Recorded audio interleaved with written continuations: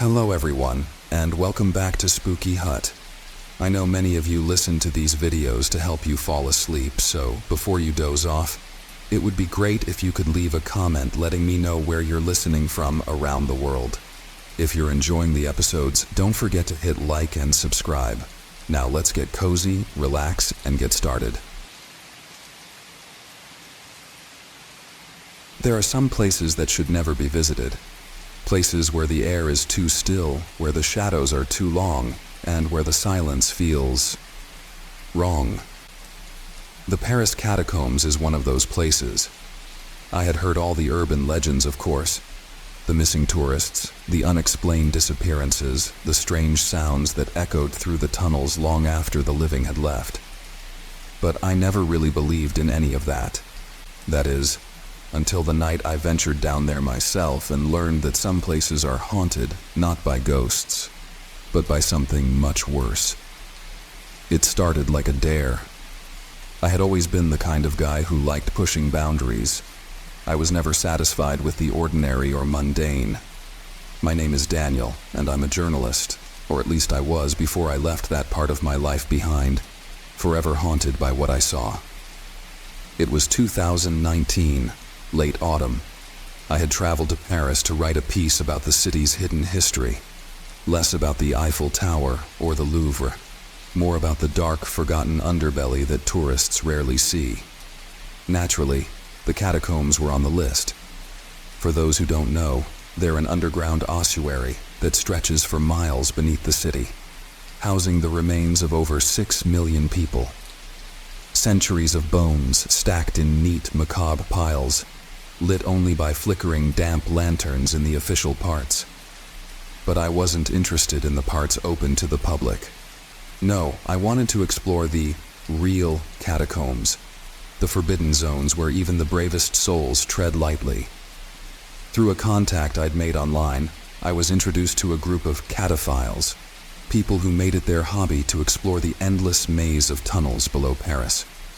They warned me, multiple times in fact, not to go too deep, not to wander off.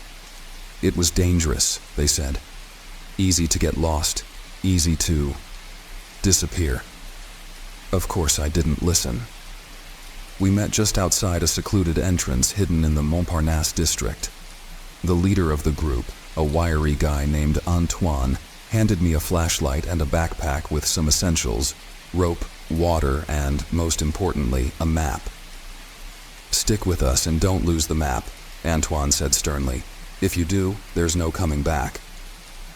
The descent was steep, the air growing colder with every step we took. Once we were below, the world above ceased to exist. All I could hear was the sound of our breathing and the occasional drip of water somewhere far away. The further we went, the narrower the tunnels became. At first, the air smelled only faintly musty, but soon it thickened, saturated with the stench of centuries-old decay. I told myself it was just bones, long dead, harmless bones. But that didn't stop the nagging feeling in the back of my mind that something was wrong. It was about 2 hours into our exploration when we reached a section that Antoine said was one of the least charted areas of the catacombs. "Only a few people have been down here," he said, shining his light into a dark corridor that stretched deeper into the earth. "Most don't come this far." That's when I saw it, a faint flicker of light, like a candle or a lantern, further down one of the tunnels. "Who's that?" I asked, but Antoine and the others just looked at me strangely. "What are you talking about?" he asked. "The light," I pointed, my heart suddenly pounding in my chest. "There's someone down there." "There's no one there, man," Antoine said, giving me a wary look. "Maybe you're just seeing things." But I wasn't. The light was real, and it was moving, slowly, as if guiding me deeper into the catacombs. Against my better judgment, I took a few steps forward. "Don't go in there," one of the cataphiles said, her voice trembling. "That's the tunnel of the lost." "The what?" "It's just a stupid myth," Antoine said quickly, but his eyes betrayed him. He looked uneasy. People who wander in there don't come out.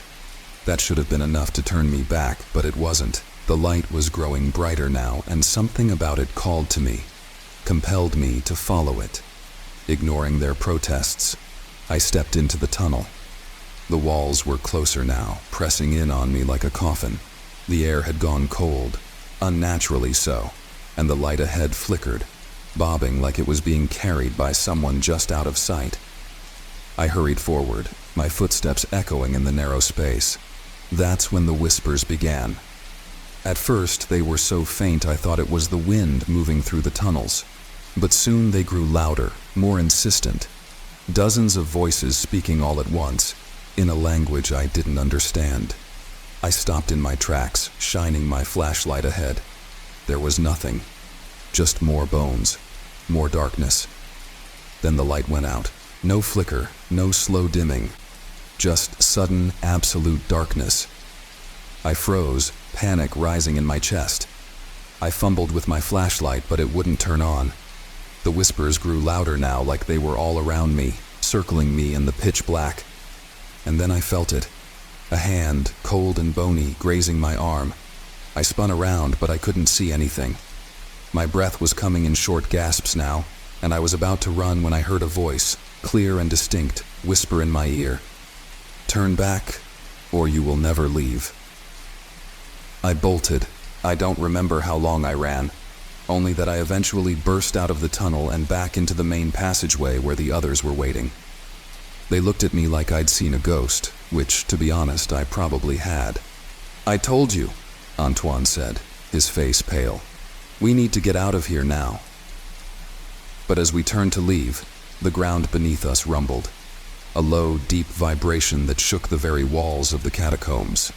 Dust and small rocks fell from the ceiling, and the temperature dropped even further, to the point where I could see my breath in the dim light of our remaining lanterns. Then we heard it, a deep, guttural growl coming from the tunnel I had just escaped. It wasn't human. No, this was something else, something ancient, something hungry. We didn't wait to find out what it was. We ran, blindly navigating the maze of tunnels, following Antoine's frantic shouts. But the deeper we went, the more lost we became. The sound of the growl echoed through the tunnels, growing louder with every turn. It wasn't just behind us anymore. It was all around us. Finally, we reached a dead end. "No, no, no," Antoine muttered, frantically looking at the map, but it was useless. We were trapped. That's when I saw the light again. It flickered at the far end of the tunnel, casting long shadows on the walls, and with it came the whispering. Louder now, more frantic. But this time there was something different about it. A pleading tone, like the voices were begging us to leave, to run. But there was nowhere to go. The growling grew closer, so close now that I could feel its breath on my neck. I turned around slowly, my heart in my throat, and that's when I saw it. A shadow, impossibly tall, standing just at the edge of the darkness. Its eyes glowed a sickly yellow, and its teeth, too many teeth to count. I opened my mouth to scream, but no sound came out. The last thing I remember was the thing lunging at me, its cold, bony fingers wrapping around my throat. I don't know how long I was unconscious, but when I woke up, I was alone. The others were gone. The tunnel was quiet, and the light had disappeared. I stumbled through the catacombs for what felt like hours before I finally found an exit. I emerged into the pale light of dawn, the city above blissfully unaware of what lay beneath. I never saw Antoine or the others again. The police conducted a search, but no bodies were ever found. And the catacombs? I've never returned. But sometimes, late at night, I hear those whispers again. Soft, pleading, calling me back into the darkness. The rumors about Danik, the majestic theater, had been swirling around the city for decades. Built in the early 1900s, the place had once been a vibrant cultural hub, where the wealthy came to see grand operas and extravagant plays. But after a tragic fire in 1952, which claimed the lives of dozens of actors and patrons alike, it was never the same. It had been rebuilt, but somehow it seemed like something from the past had lingered, refusing to leave. People whispered about eerie sounds, cold spots, and shadows moving in the balconies. And some claimed that the performers who died in the fire never really left the stage. I didn't believe in ghosts or haunted theaters. At least, I didn't until the night I spent inside the Majestic. My name is Ethan, and I work as a documentary filmmaker. I've always had a fascination with old buildings and the stories behind them. The Majestic was perfect material for my next project. A historic theater with a dark past and local legends that people still talked about. The place had been closed for renovations for years, and the city planned to reopen it soon. I figured it was my last chance to capture the eerie ambiance of the theater before it became a pristine, tourist-friendly site. I contacted the city's historical society, who were more than happy to give me access for a night. "Just be careful," the woman on the phone said, with a tone that hinted at something more than concern for safety. "People say strange things happen in there after dark." I shrugged it off. Strange things happened in all old buildings. Drafts made doors creak, rodents scurried through the walls. It wasn't anything to worry about. At least that's what I told myself as I stood outside the Majestic on a chilly November evening, staring up at its grand, crumbling facade. The building looked exactly like you'd expect an old, supposedly haunted theater to look. The stonework was cracked, and vines had begun creeping up the sides. The once ornate marquee was barely legible, its letters faded and chipped. The entrance was locked, but I had been given a key. I took a deep breath, turned it in the lock, and stepped inside. The interior was as eerie as the outside. Dust floated in the dim light, filtering through the broken stained glass windows. The air was thick, stale, and cold, and my footsteps echoed unnervingly loud in the vast space. The lobby was grand, but there was an oppressive weight to it, as if the years of neglect had somehow seeped into the very walls. I made my way to the auditorium, which was vast and cavernous. The rows of seats stretched out into the darkness, and the stage loomed ahead like a black void. The curtains, faded and moth-eaten, hung limply on either side. The Majestic's most famous ghost story was centered around this very stage. According to legend, during the final performance before the fire, the lead actress had been trapped in the flames. People claimed that her spirit still performed, every night, for an audience that no longer existed. I shook off the chill creeping up my spine and set up my camera equipment at the back of the auditorium. My plan was simple. Record footage of the theater from several angles, capture some atmospheric shots, and if I was lucky, maybe even document one of the strange occurrences locals like to talk about. I wasn't holding my breath. I finished setting up and checked my watch, 10 p.m. I had the whole night ahead of me. I hit record on my main camera and wandered through the theater, snapping photos of the decaying architecture. The atmosphere was eerie, but that was to be expected in a building that hadn't seen life in decades. For the first hour, nothing happened. But as I was setting up a second camera closer to the stage, I heard it. A faint, distant sound, like someone humming a tune. I froze, my heart skipping a beat. It was probably just my mind playing tricks on me. I continued setting up the camera, but the sound didn't stop. In fact, it grew louder, clearer. It wasn't just humming anymore. It was singing. A woman's voice, soft and melodic, drifting through the empty theater. I glanced around, trying to pinpoint where it was coming from, but the vastness of the space made it impossible. There was no one else in here. I was alone, or so I thought. I grabbed my flashlight and aimed it at the stage, half expecting to see someone standing there. But there was nothing. Just the tattered curtains and the empty, dark stage. That's when I heard the footsteps, slow, deliberate, like someone was walking across the stage behind the curtains. I felt my throat tighten as the hair on the back of my neck stood on end. My logical mind told me it had to be an animal, or maybe an old pipe settling. but the footsteps were too rhythmic, too human. I swallowed my fear and approached the stage, my flashlight shaking slightly in my hand. As I got closer, the singing stopped abruptly, as if whoever or whatever was doing it had suddenly noticed me. "Hello?" I called out, my voice echoing back to me in the empty space. Silence. I stood at the foot of the stage, shining my light up onto it. The curtains swayed gently, though there was no draft, and the air around me had grown even colder. I was about to turn back when, suddenly, the curtains moved, not just a slight sway. They parted, slowly, as if someone unseen was drawing them open from the sides. My heart pounded in my chest. I held my breath, waiting for something, anything, to appear. But there was nothing, just the dark, empty stage beyond the curtains. And then, out of the corner of my eye, I saw movement in the seats. At first, I thought it was a trick of the light, but as I swung my flashlight toward the back rows, I saw them. Shadows, faint and translucent, sitting in the seats, as if an audience was quietly watching a performance. My mouth went dry, and I stumbled backward, my flashlight flickering as I tried to make sense of what I was seeing. There were no distinct faces, just vague, dark shapes seated in neat rows, their heads tilted toward the stage. Before I could react, the stage lights that hadn't worked in decades, suddenly flickered to life, casting a dim glow over the entire auditorium. The old, damaged lights buzzed softly, creating long, eerie shadows that stretched across the floor. And then she appeared. At the center of the stage, illuminated by the dim lights, stood a woman. Her dress was torn and soot-stained, her skin pale as moonlight.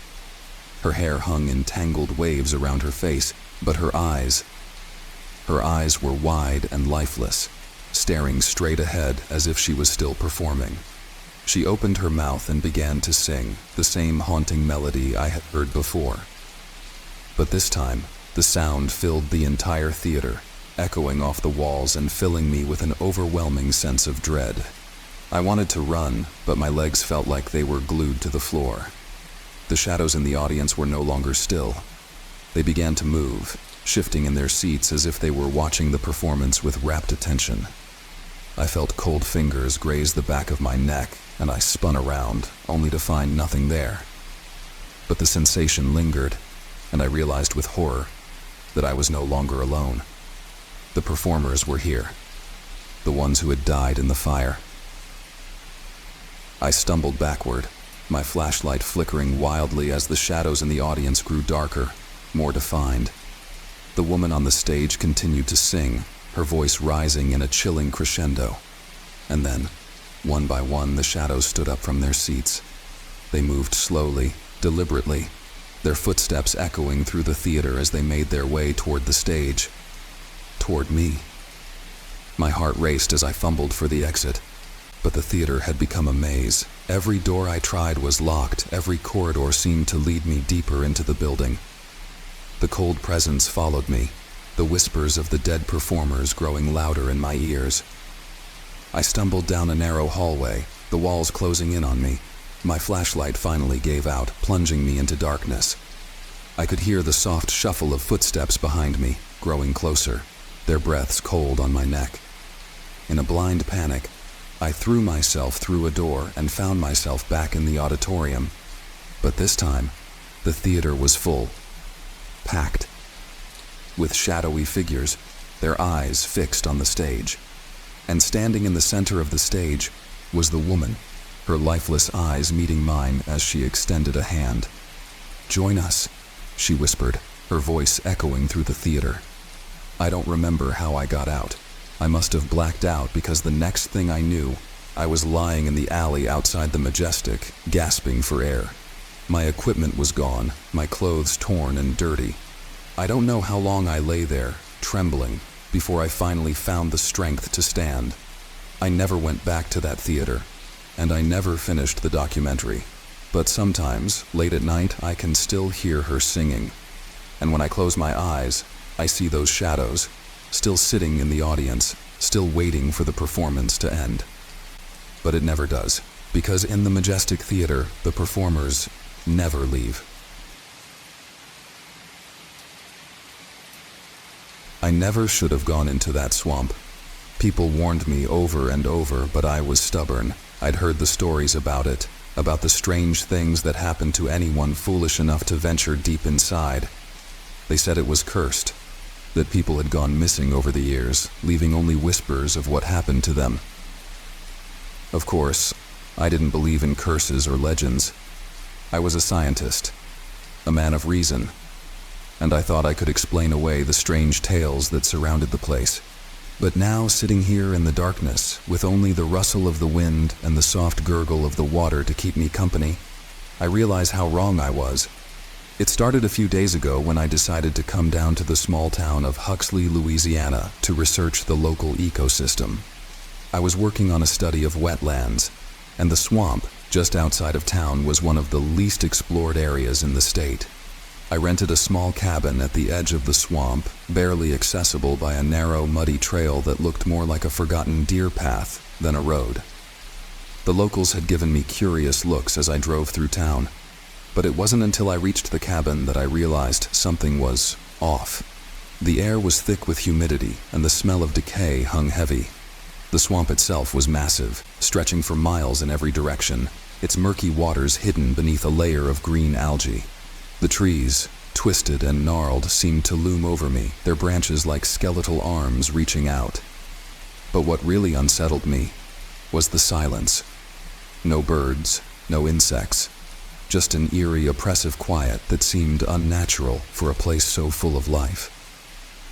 On my first night there, I met Hank, the local handyman who maintained the cabins. A wiry old man with skin like leather, Hank had lived in the area his entire life. After a few beers, I asked him about the swamp and the stories I'd heard. "They call it Blackwater," Hank said, his voice low and raspy. "Ain't no place for folks like you. Ain't no place for folks at all. Something lives in there, something old.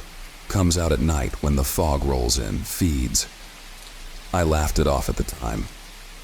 Hank's face, though, remained dead serious, eyes locked on mine. "People go missing. You hear things at night, things that don't make sense. Don't stay out there after dark. Don't ever go too deep." Despite his warnings, I was too curious. My second day, I ventured into the swamp with my camera and notebook, wading through the thick, muddy waters. The deeper I went, the more isolated I felt. It was as though the swamp was swallowing me whole. Every step made a soft, wet squelch that echoed in the oppressive silence. The air was thick with moisture, and strange, twisting vines hung from the trees like nooses. Still, I pressed on, more interested in collecting samples than in paying attention to the growing unease gnawing at the back of my mind. It wasn't until dusk that I realized how far I had gone. The light was fading fast, casting long shadows over the water, and a thick mist was beginning to rise from the ground. I turned back, trying to retrace my steps, but everything looked the same. The twisted trees, the endless pools of murky water. I couldn't find my way. That's when I heard it. A low guttural sound, like a deep growl, but unlike any animal I'd ever encountered. It reverberated through the air, sending a chill down my spine. I stopped, holding my breath, straining to hear through the dense fog. For a moment there was nothing, just the heavy silence of the swamp. Then, another sound, a splash, as if something large had just entered the water. I turned quickly, heart pounding, scanning the darkening landscape. The mist was thicker now, swirling around me, and I could barely see more than a few feet ahead. But I could feel it. Something was out there watching me. I moved faster, stumbling through the muck, my feet slipping on the wet ground. The growling came again, closer this time, and I could hear the faint rustle of something moving through the brush. I didn't stop to look. I just ran. By the time I made it back to the cabin, it was pitch dark. I slammed the door shut and locked it, my chest heaving as I tried to catch my breath. I felt like a fool. Maybe it was just a wild animal, a bear or a wild boar, something that lived in the swamp. But deep down, I knew it wasn't. That night, I barely slept. Every creak of the old cabin, Every rustle of the wind outside sent my heart racing. I kept the lights on, but the darkness beyond the windows seemed alive, pressing against the glass, waiting. At some point, exhaustion overtook me, and I drifted off. I woke with a start in the middle of the night. Something was wrong. The air felt colder, heavier. I strained my ears, listening. Then I heard it again, soft, almost imperceptible but unmistakable. A scratching sound. It was coming from the walls. Slowly, I got out of bed, my heart thudding in my chest. I moved towards the window, peeking out through the curtains. The mist had thickened even more, blanketing everything in a suffocating white fog. And in the fog, something moved. A shape, barely visible, gliding silently across the water. I stepped back from the window, my mind racing. The scratching sound grew louder, more insistent. It was at the door now. Something was outside. Suddenly there was a loud bang, like something heavy had slammed against the door.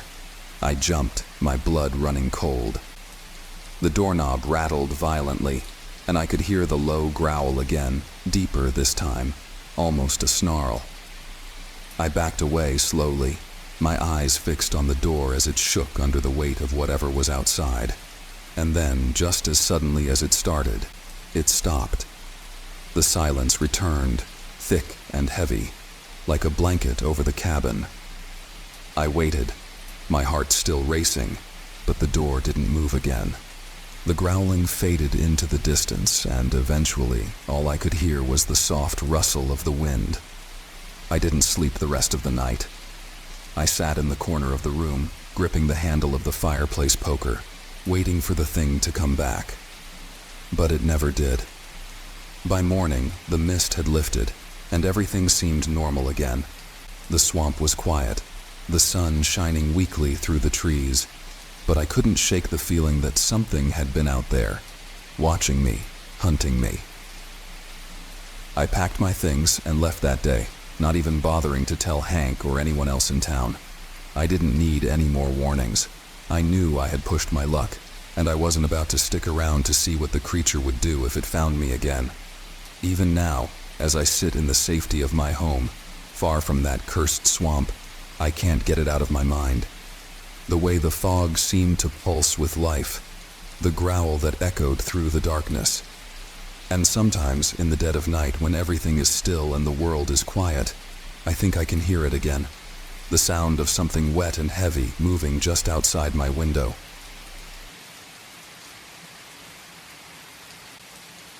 They tell you not to believe in monsters when you're young.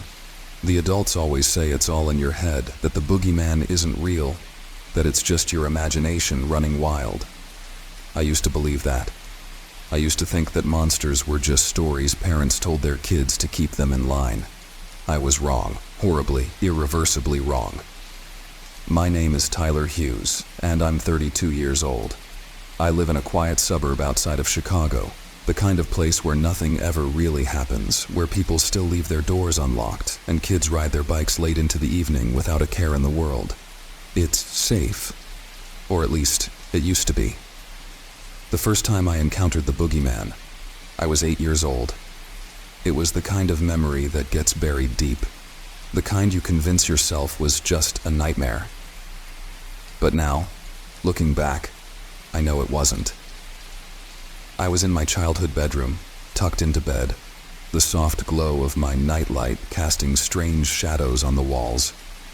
My parents were downstairs watching TV, and I could hear the faint murmur of their voices mixing with the static from the old box set. It started with the scratching. At first, I thought it was just the tree branches outside brushing against the window. But the sound wasn't coming from the window. It was coming from the closet. I remember sitting up in bed, clutching my blanket, my heart pounding in my chest. The scratching grew louder, more insistent. It was like something was trying to claw its way out. I wanted to scream, to run, but I was frozen, paralyzed by a fear so primal I couldn't even move. Then, the door creaked open. Slowly, inch by inch, it opened wider, revealing nothing but darkness inside. I stared at the black void, my breath caught in my throat, and for a moment, everything was still. Quiet. I thought maybe I had imagined it. Maybe my mind was playing tricks on me. But then I saw them. Two glowing red eyes staring at me from the depths of the closet. They blinked slowly, like a predator sizing up its prey. And then, it moved. A figure stepped out from the shadows, tall and lanky, its body impossibly thin. Its limbs were long, too long, like something out of a nightmare. Its skin was pale, almost translucent, and its face... God, its face was the worst part. It was stretched, distorted, like someone had taken a normal face and pulled it in every direction, leaving behind a grotesque mockery of a human being. It didn't make a sound as it stepped closer, the floorboards creaking under its weight. I remember wanting to scream, to cry for my parents, but I couldn't. I couldn't do anything but watch as it loomed over me, its red eyes glowing brighter. Then, just as it reached the edge of my bed, the bedroom door flew open and my mom rushed in. She flicked on the light and in an instant the creature vanished. My closet door was closed and the room was empty. I told her what I'd seen, but she didn't believe me. Of course, she didn't. She tucked me back into bed, told me it was just a bad dream and that there was no such thing as the boogeyman, but I knew what I had seen. For years I tried to convince myself it had been a nightmare, but it wasn't. I didn't see the boogeyman again for a long time after that night. I grew up, went to college, got a job, and moved out of my parents' house. The memory of that night faded, like an old scar that never quite heals, but doesn't hurt anymore. Until a few months ago. It was late, sometime after midnight, and I was working on a project for my job. I work as a graphic designer, so late nights are pretty common for me. I was sitting in my home office, the only light coming from my computer screen, when I heard it, the scratching. At first I thought it was just my imagination, a trick of the mind from staying up too late. But then it grew louder, more distinct. It was coming from the hallway. I stood up, my heart racing, and slowly made my way toward the door. The hallway was dark, the only light coming from the faint glow of the street lamp outside filtering through the curtains. I listened, holding my breath, straining to hear. And then I saw them, the red eyes. They blinked at me from the end of the hallway, glowing in the darkness. The figure stepped into the light, its distorted body just as I remembered. My blood ran cold. It was him, the boogeyman. I slammed the door shut, locking it, my mind racing. I didn't know what to do. I hadn't seen it in over 2 decades, and yet here it was, as real as it had been that night in my childhood bedroom. I backed away from the door, my hands shaking, trying to make sense of what was happening. The scratching came again, this time from the other side of the door. Slow, deliberate. I could hear its breath, heavy and ragged, as it stood just inches away from me, separated only by the thin wooden door. Then the handle rattled. I grabbed the nearest thing I could find, a desk lamp, and held it like a weapon, ready to fight. But the door didn't open. The scratching stopped. And then, silence. For hours I sat there clutching the lamp, waiting for it to come back. But it never did. Eventually I must have fallen asleep because the next thing I knew, it was morning, and the light of day had erased any trace of the creature's presence. I tried to tell myself it had been a hallucination, a product of too little sleep and too much stress. But deep down, I knew better. The boogeyman was real, and he wasn't done with me. Over the next few weeks, I became obsessed. I started researching, trying to find anything I could about the boogeyman, about why he was after me. I found stories, of course, legends, myths, folklore from different cultures all over the world. Every society had its own version of the boogeyman, a creature that preyed on children, that hid in closets and under beds, waiting to snatch them away in the dead of night. But none of the stories explained why he was real, or why he had come back for me. I began losing sleep, staying up all night with the lights on, afraid to close my eyes. The red eyes haunted my every waking moment, and I knew that he was still out there, watching, waiting. One night, after hours of digging through obscure forums and online archives, I found something. A story buried in the depths of an old folklore website. It was written by a man named Daniel Grayson, and it described an encounter almost identical to mine. The boogeyman had appeared to him when he was a child, disappeared for years, and then returned later in his life, just as he had with me. Daniel's story didn't end well. According to his post, the boogeyman had come for him one night, dragged him out of his bed, and taken him somewhere. He didn't know where exactly, but he described it as a place of darkness, where time didn't exist, where the air was thick and cold, and there was no escape. He said he barely made it out alive, and that the boogeyman had been hunting him ever since. The post ended abruptly, with no further updates. I tried to contact him, but the email address was no longer active. There was no other trace of him online. It was as if he had disappeared, just like the others. That's when I knew I had to leave. I packed up everything I could and moved to a new city, thinking that maybe I could outrun him. Maybe if I stayed ahead, if I kept moving, he wouldn't be able to find me, but deep down, I knew it was useless. He found me. Last night I heard the scratching again. This time it wasn't at the door. It was coming from under the bed. I sat there, frozen, listening as the sound grew louder, more frantic. The boogeyman was close, closer than he'd ever been. I could feel his presence, the oppressive weight of his gaze as he watched me from the shadows. I didn't sleep. I couldn't. I knew that if I closed my eyes even for a second, he would take me, just like he had taken the others. Now, as I write this, I can hear him again. The scratching, the heavy breathing. He's outside my window, staring at me with those glowing red eyes. I don't know how much time I have left. I don't know if I'll survive the night. But if you're reading this, know one thing. The boogeyman is real. He's out there, watching, waiting. And one day, he'll come for you too. Just like he came for me. I wasn't supposed to be at the airfield that day. I had no business there, really. But something, a gut feeling maybe, drew me to the edge of the old, long-abandoned runway just outside of town. It was a place no one visited anymore. Decades ago, back in the 1970s, it had been a hub of activity. Pilots, engineers, and mechanics buzzed around like a colony of bees. But now it was silent, a decaying skeleton of its former self. I still remember the local stories about Flight 293, the plane that took off from here and never came back. It vanished without a trace somewhere over the mountains, swallowed by the vast expanse of sky. Search parties were sent out, but there was never any wreckage found, no debris, nothing. Just whispers of strange lights in the sky that night, but those were dismissed as hysteria. That's what brought me back, those whispers. As a freelance journalist, strange stories are my bread and butter, and the town was buzzing again. There had been a rumor that a plane had landed, just appeared out of nowhere on that old strip.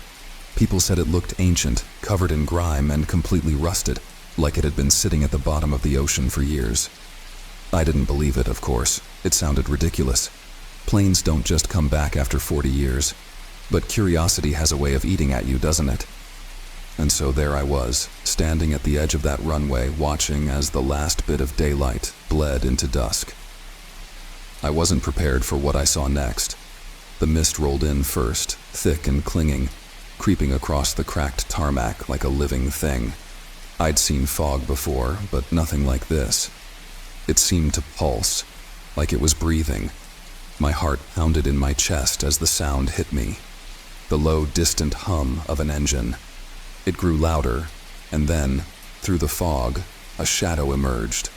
The shape of a plane, materializing out of thin air, its outline dark and menacing. My stomach twisted. This couldn't be happening, but it was. The plane touched down with a screech, the wheels hitting the ground as if it had never left. It was old, just like the rumors had said. Its fuselage was streaked with rust and grime, windows cracked and clouded over. The once bright paint was chipped and peeling, the numbers on its tail barely legible.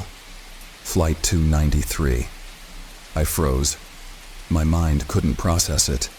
The plane that had disappeared 40 years ago was sitting right in front of me. I grabbed my phone, fumbling to take a picture. My hands were shaking so badly that I nearly dropped it. The engine sputtered to a stop, leaving an eerie silence in its wake. I took a deep breath, trying to calm myself, and that's when I saw it. A figure moved in the cockpit.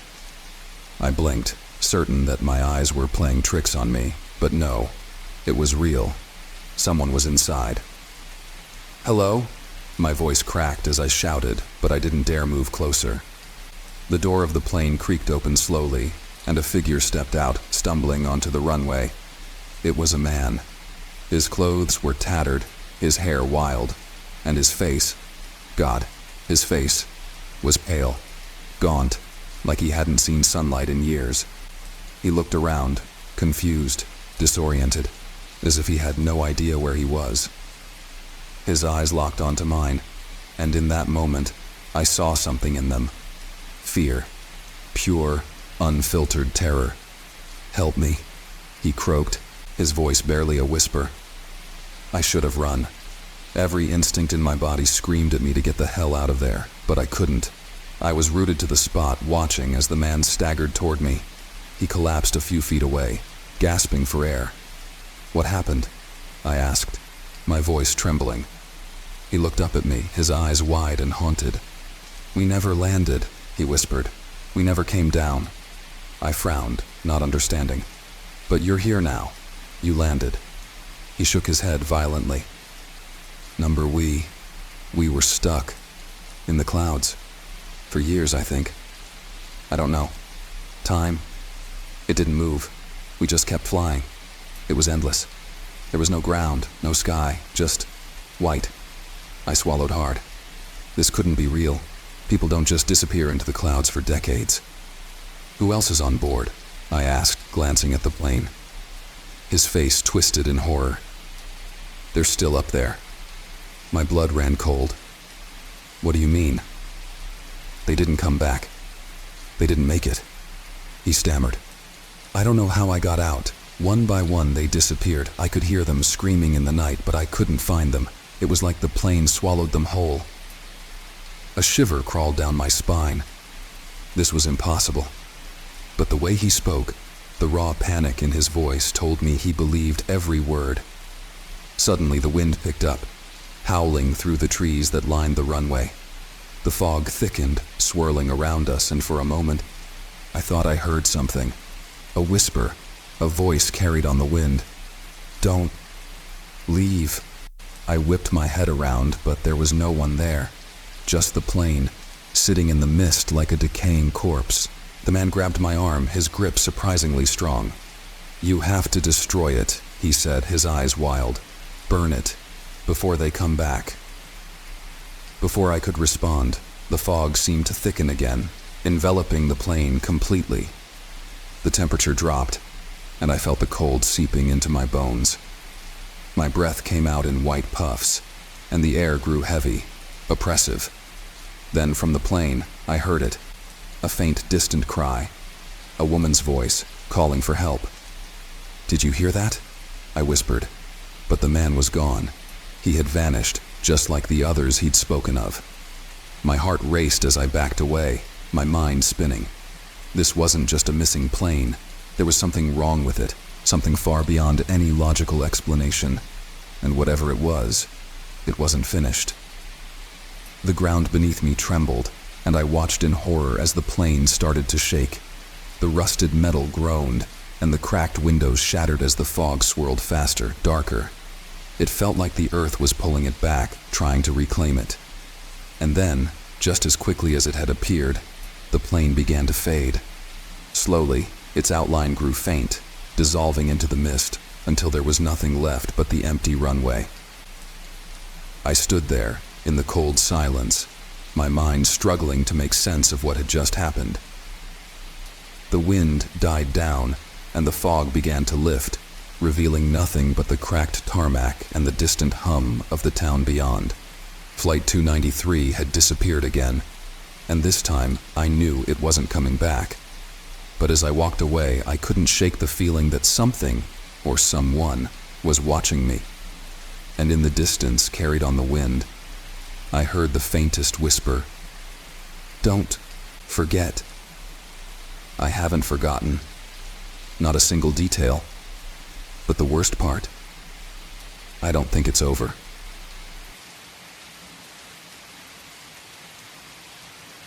There's something unsettling about abandoned places, how they seem to cling to the past, frozen in time, yet eerily empty. That's what I thought the first time I came across the old carnival, tucked away at the edge of town, hidden behind a thick wall of trees. It had been closed for years, but there were always whispers about it. Some said it shut down after an accident, others that something more sinister had happened. Whatever the reason, no one ever dared go near it. But I wasn't one to listen to rumors. I was drawn to the place, fascinated by its crumbling rides, its rusted gates, and the faded banners still flapping in the breeze. I'd driven past it dozens of times before, but that day something compelled me to stop. Maybe it was curiosity, maybe it was something else. The sign out front, once bright and welcoming, now hung lopsided, with letters barely visible under the grime. "Welcome to Carnival Delirium." The words were faint, but still readable. The gate was chained shut, but that didn't stop me. I slipped through a gap in the fence, heart pounding in my chest. I didn't know why I felt so nervous. It was just an old carnival, long forgotten, or so I thought. The moment I stepped inside, I felt it. A strange energy in the air, like the place was waiting for something. It was quiet, too quiet. No birds, no wind, just the sound of my own breathing. The ground was covered in weeds, and the once vibrant colors of the rides had long since faded into dull, peeling shades of red and blue. A Ferris wheel towered over the grounds, its rusted frame creaking in the breeze. The carousel was missing half its horses, their broken forms lying scattered in the dirt. I wandered deeper into the carnival, past the bumper cars and the long-abandoned funhouse. The smell of decay clung to the air, and the setting sun cast long, eerie shadows across the place. I don't know why I kept going, but something about the carnival felt alive in a way that didn't make sense. As night began to fall, I decided to head back to my car. I had seen enough. But just as I turned to leave, a flicker of movement caught my eye. The Ferris wheel was moving. At first, I thought it was the wind, but there was no wind. The wheel slowly creaked to life, turning as if it hadn't been abandoned for years. I froze, my mind racing. How was it possible? There was no power here, no reason for anything to work. That's when the lights came on. One by one, the bulbs lining the rides flickered to life, casting the carnival in a warm, golden glow. The eerie silence was broken by the faint sound of carnival music, distant at first, then growing louder. My heart pounded in my chest as I watched, unable to comprehend what was happening. The rides, the lights, the music, everything was coming to life. And yet, there was no one else here. No laughter, no voices, just the hollow, mechanical sounds of the carnival operating on its own. I should have left then. Every instinct screamed at me to turn around, to run back through the fence and never look back. But I didn't. Something deeper, a curiosity I couldn't explain, held me there.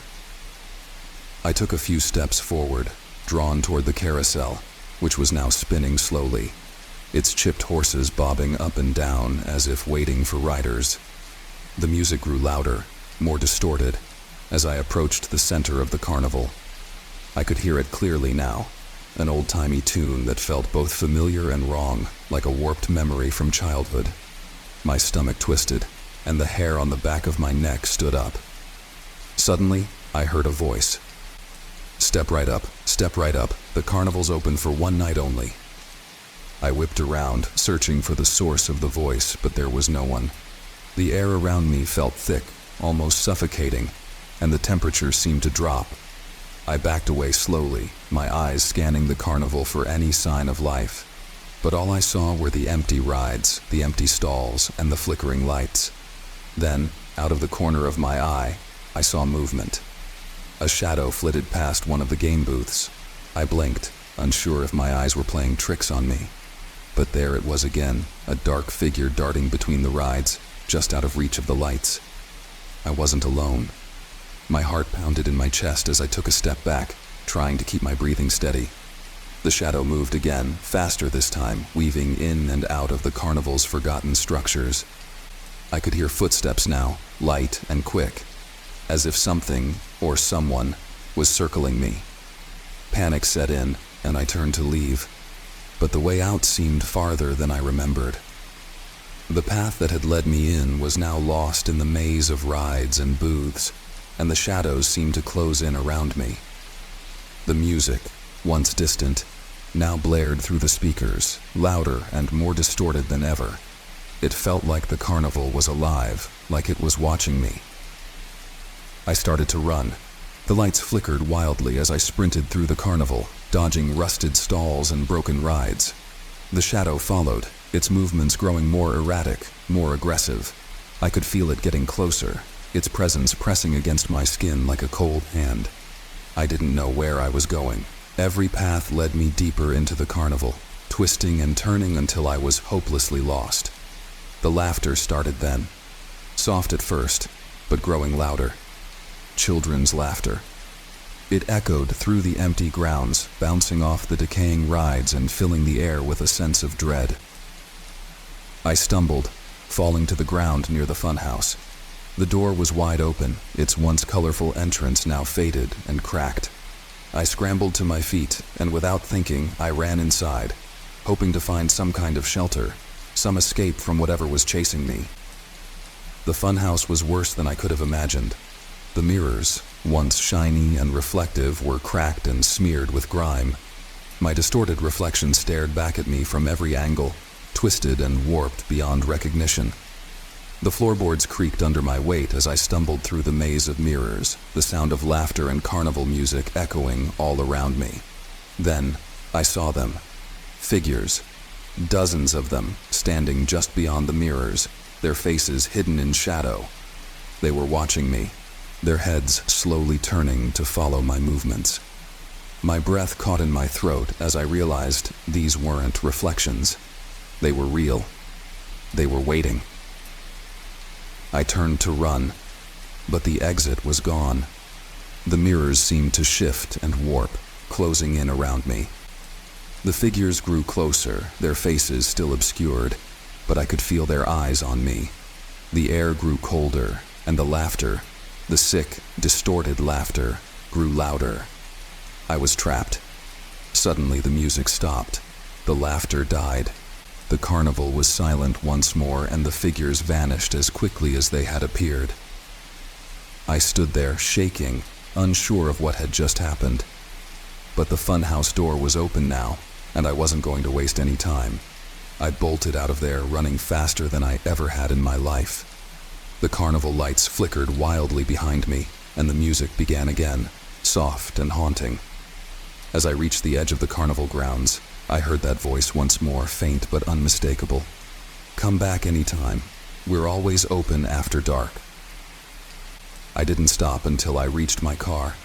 I don't know how I found my way out. Maybe the carnival let me go. Maybe I was just lucky. But as I drove away, heart pounding in my chest, I couldn't shake the feeling that I hadn't escaped. Not really. The carnival wasn't gone. It was still there, waiting. And something told me it wouldn't stay abandoned for long. The next morning, I tried to convince myself it had all been a dream, a vivid nightmare brought on by too much curiosity. But as I passed by the carnival on my way into town, I noticed something that made my blood run cold.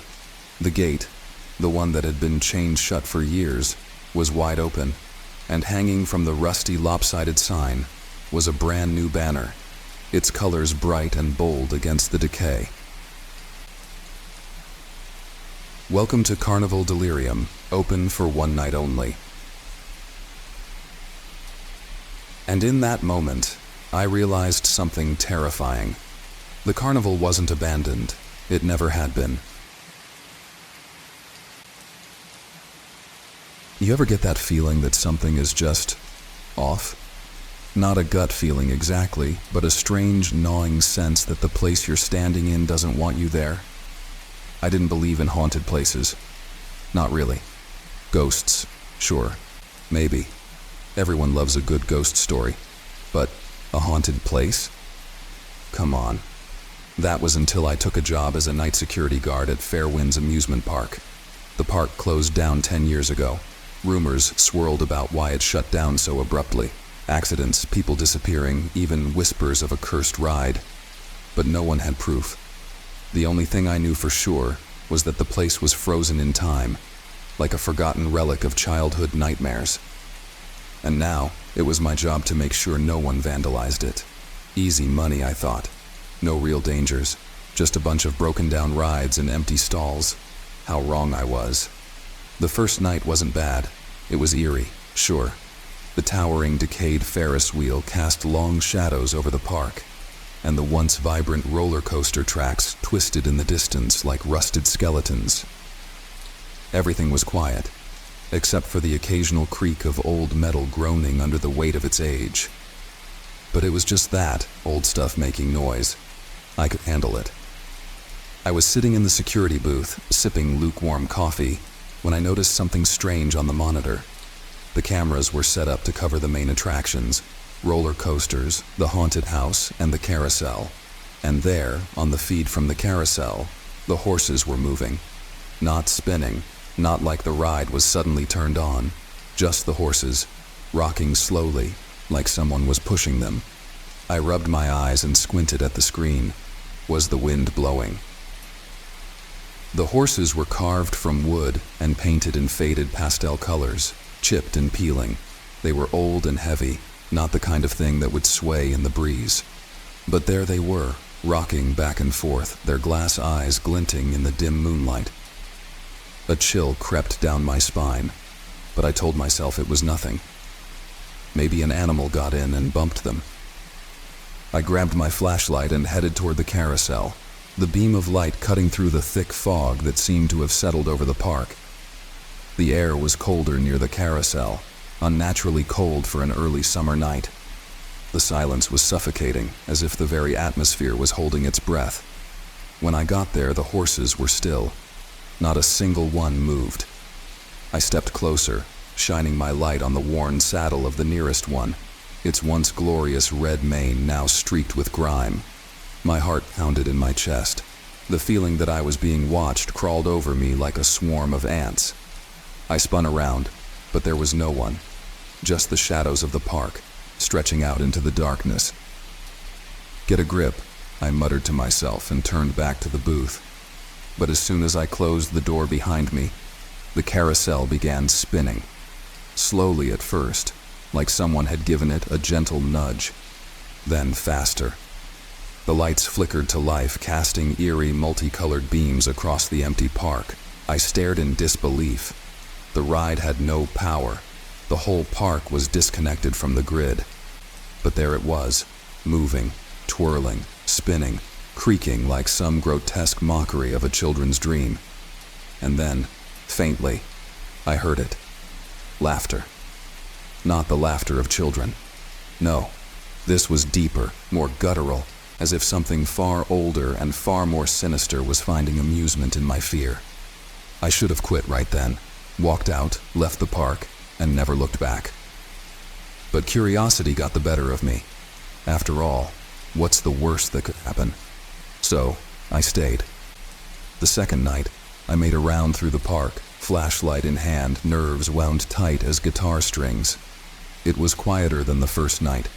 Too quiet. The kind of silence that feels like the world is holding something back, waiting for the right moment to pounce. When I reached the bumper cars, I froze. In the middle of the arena, one of the cars was moving. Just one. slowly, in a circle, as if someone invisible was sitting behind the wheel. I moved closer, every fiber of my being screaming at me to turn around, but I couldn't. The car stopped. I could hear the faint hum of its motor, as if it were alive.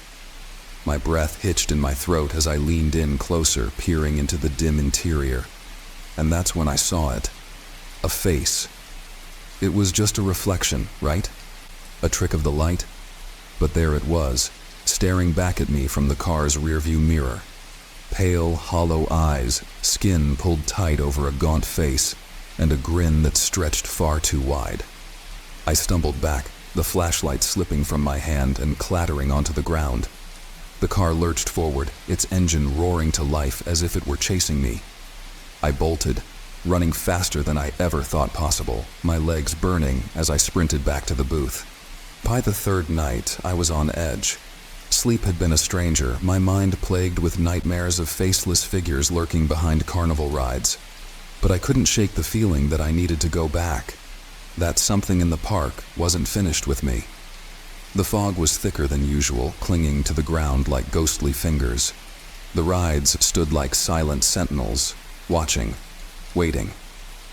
The haunted house, in particular, seemed to draw my attention. It loomed in the distance, its once bright sign faded and hanging crookedly, the windows shattered like jagged mouths. I hadn't checked it out yet. I'd avoided it on purpose. But tonight, it called to me. I made my way toward the building, my footsteps muffled by the fog. The door creaked open with the slightest push, revealing a long, dark hallway lined with cheap Halloween decorations, fake cobwebs, plastic skeletons, and dusty old animatronics that hadn't moved in years. At least that's what I thought. As I stepped inside, the lights flickered on, one by one, illuminating the narrow hallway. The skeletons twitched, their joints creaking as they turned their heads toward me. The air was thick with the smell of mildew and something else, something metallic like blood. Suddenly, the animatronics sprang to life. The skeletons rattled, their jaws clacking together as they laughed. A ghost floated above, its tattered sheet fluttering as it let out a long, wailing moan. But it wasn't the machines that scared me. It was the figure at the end of the hall. It was standing there, shrouded in shadow, just out of reach of the flickering lights. I couldn't make out its features, but I knew it was watching me. I could feel its gaze like ice on my skin. Then it moved. Slowly, deliberately, it began walking toward me, its footsteps echoing in the narrow hallway. I backed away, my heart hammering in my chest. My hand fumbled for the flashlight, but it flickered and died as if the batteries had been drained in an instant. The figure kept coming, its presence suffocating. As if the very air was thickening around me, I stumbled backward, my back hitting the wall. The thing was only a few feet away now. I could see its face, or rather the lack of one. It was a blank slate of pale, featureless skin, no eyes, no mouth, nothing. Just smooth, expressionless flesh where a face should have been. I don't remember how I got out. 1 minute I was pressed against the wall, unable to breathe, and the next I was outside, gasping for air, the haunted house looming behind me like some grotesque, yawning maw. That was my last night at Fairwinds. I quit the next morning, handed in my keys, and swore I'd never set foot in that park again. But sometimes, late at night, I still hear the sound of carnival music drifting on the wind. And every so often, when I close my eyes, I see that blank, faceless figure standing just out of reach, waiting for me to come back.